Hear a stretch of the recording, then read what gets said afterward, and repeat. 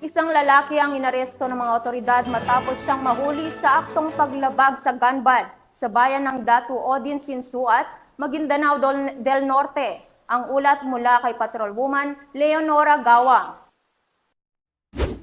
Arestado sa Comelec checkpoint ng Datu Udin Sinsuat MPS at First Provincial Mobile First Company nito lamang ika-21 ng Enero taong kasalukuyan ang isang gun ban violator na kinilalang si alias Mahimbo, 25 na taong gulang, residente ng naturang bayan.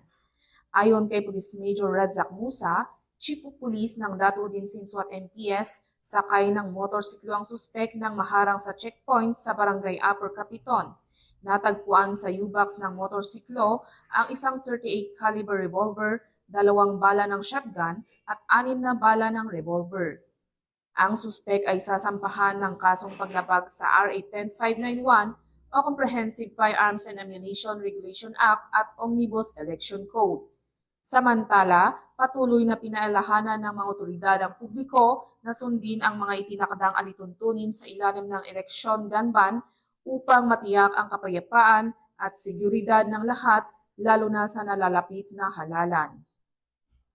Mula rito sa rehiyon ng Bangsamoro, ako ang inyong Police News Network Correspondent, Patrolwoman Leonora Gawang, alagad ng batas, tagataguyod ng balitang pulis.